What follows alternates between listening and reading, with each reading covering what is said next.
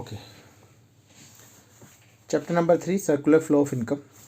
Circular flow of income में point number 1 factor of production और factor income. Factor of production हमारे पास कितने होते हैं बेटा? 4 तरह के फैक्टर ऑफ प्रोडक्शन होते हैं। Land, labour, capital, entrepreneurship. Land, labour, capital, entrepreneurship. Land को क्या फैक्टर इनकम मिलती है? इसकी फैक्टर इनकम क्या होती है? लैंड को रेंट, लेबर को सैलरी एंड वेजेस, कैपिटल को इंटरेस्ट, एंटरप्रेन्योरशिप को प्रॉफिट। एंटरप्रेन्योरशिप को प्रॉफिट। फिर नंबर 2 हमारे पास सेक्टर इन एन इकॉनमी। हमारे पास 4 तरह के सेक्टर होते हैं। फर्म, हाउस होल्ड, गवर्नमेंट और foreign sector. Firm, house hold, government और फॉरेन सेक्टर। हमारे कोर्स में सिर्फ क्या है? फर्म और house hold. 2 sector economy model है हमारे पास। और अगर मैं कहूँ फर्म, हाउस होल्ड, गवर्नमेंट, इन तीनों को 3 सेक्टर इकोनॉमिक मॉडल बन जाता है। तीनों को इंक्लूड कर लेते हैं और इसमें अगर फॉरेन भी आ जाए तो फिर 4 सेक्टर इकोनॉमिक मॉडल बन जाता है। बट हमें क्या बात करनी है अभी? फर्म और हाउस होल्ड की। ये होता है 2 सेक्टर इकोनॉमिक मॉडल। यहाँ पर circular flow of income in 2 sector model. एक होता है फर्म, एक होता है हाउस होल्ड। एक होता है फर्म, एक होता है हाउस होल्ड। फर्म कौन होते हैं बेटा?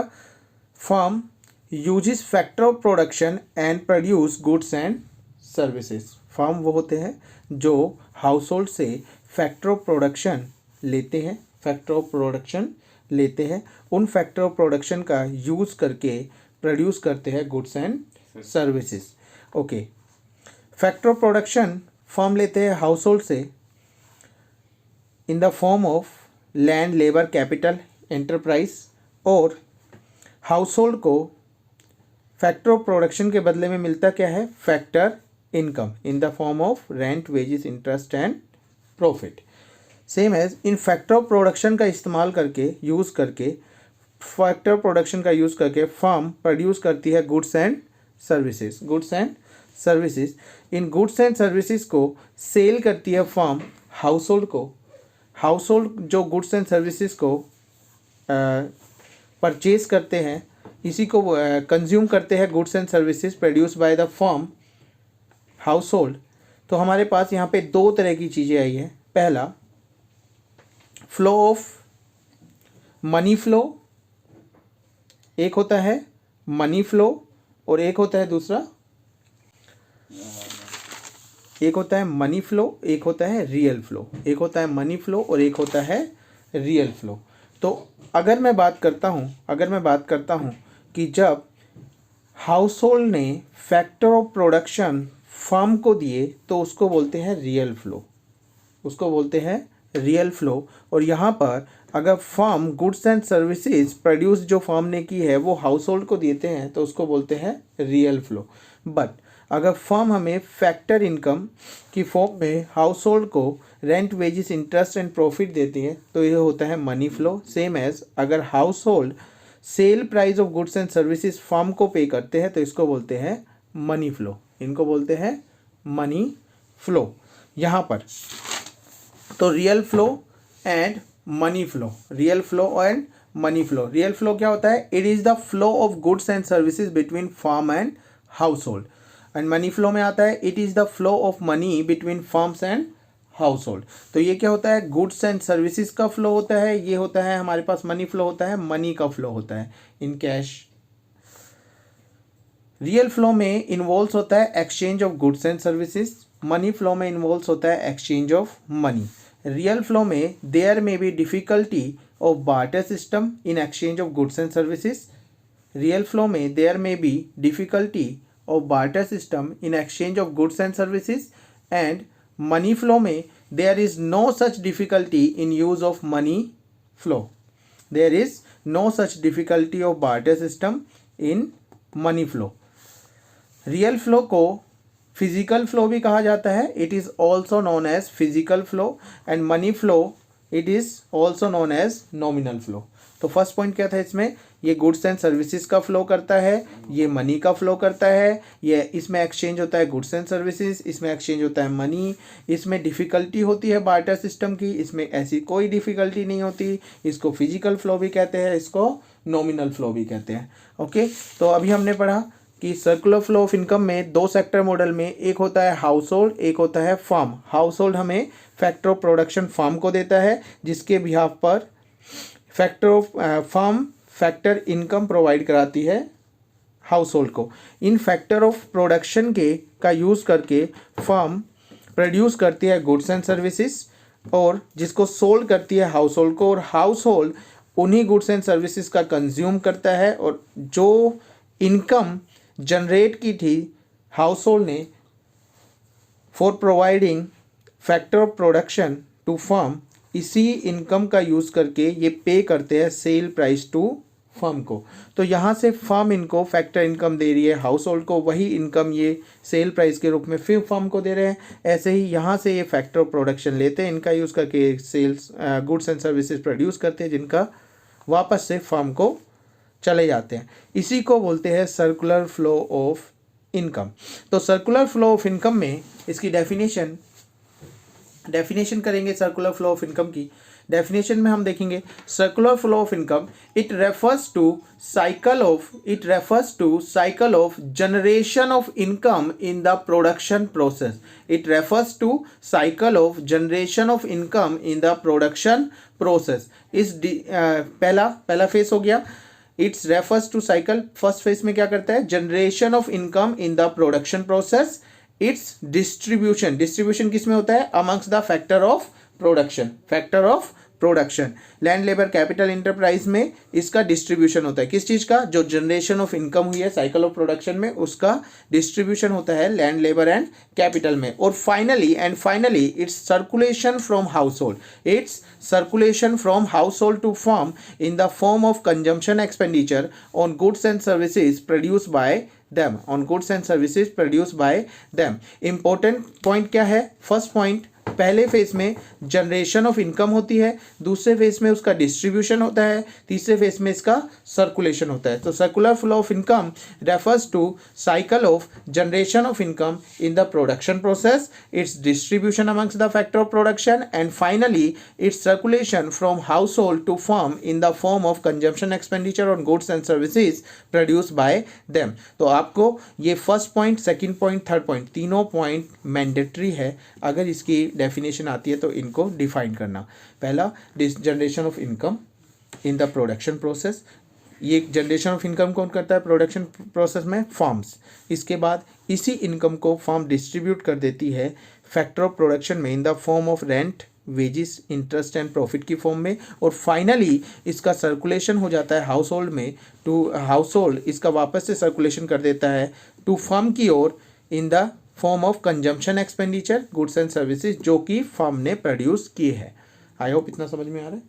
इसके बाद इसमें जो क्वेश्चन आता है सर्कुलर फ्लो ऑफ इनकम का, एक क्वेश्चन इसमें बनता ही है हमेशा।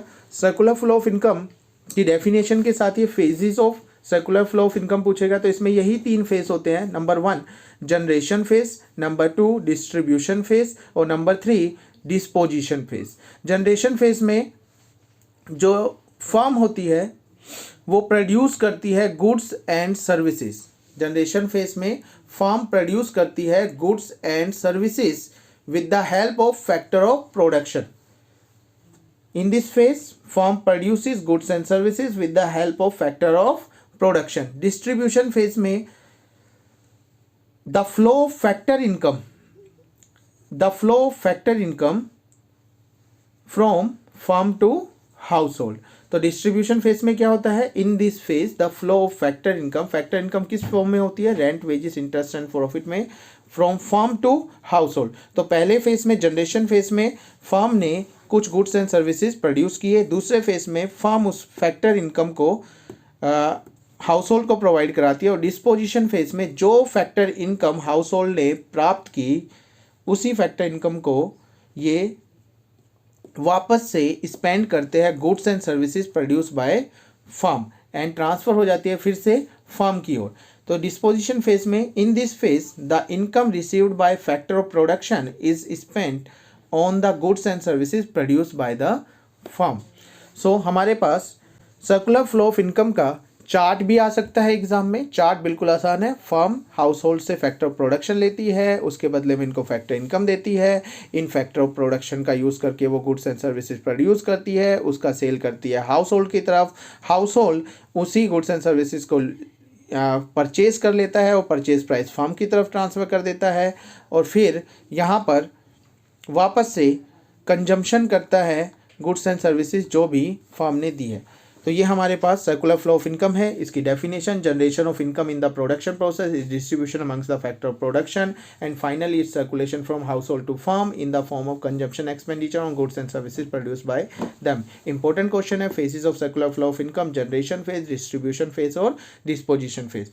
जनरेशन फेज में हम लोग प्रोड्यूस करते हैं goods and services, firm produce करती है goods and services. Distribution phase में जो गुड्स एंड सर्विसेज से इनकम प्राप्त हुई उसको डिस्ट्रीब्यूट करते हैं फर्म हाउस होल्ड को, और हाउस होल्ड डिस्पोजिशन फेज में उन गुड्स एंड सर्विसेज से जो इनकम हुई है उसको गुड्स एंड सर्विसेज जो प्रोड्यूस करी है फर्म ने उसके कंजम्पशन एक्सपेंडिचर से स्पेंड करके वापस से फर्म की ओर ट्रांसफ़र कर देते हैं।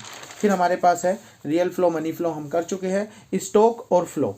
स्टॉक एक वेरिएबल होता है। Stock variable refers to that variable which measured, इसमें मेजर्ड होता है ये at a particular point of time, और फ्लो हमारे पास मेजर होता है over a period of time. तो स्टॉक हमारे पास मेजर होता है at a particular point of time, और ये हमारे पास होता है flow over a period of time.